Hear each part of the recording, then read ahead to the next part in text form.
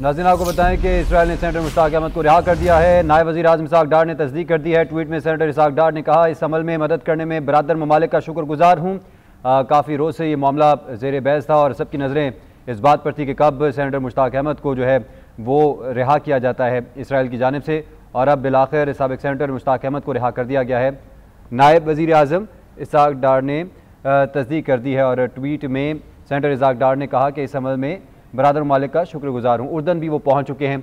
Israel ने senator Mushtaq Ahmad को रिहा कर दिया है और वो उस स्मूथ फ्लोटेला का हिस्सा थे, उसमें उस कश्ती पर सवार थे जिसको इसराइल ने यरगमाल बनाया था।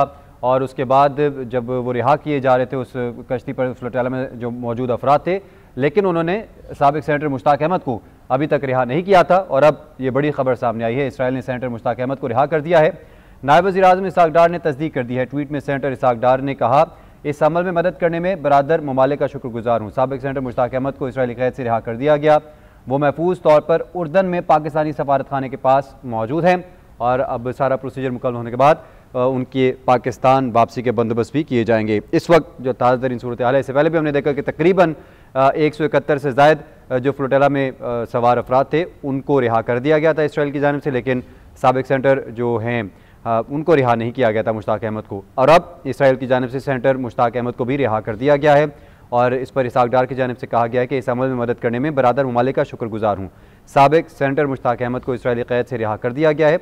वज़ीर ख़ारजा इसहाक डार की जानिब से इस बात की तस्दीक की गई है और उनकी जानिब से बताया गया है कि वो महफूज तौर पर उर्दन में पाकिस्तानी सफारत खाने के पास मौजूद हैं।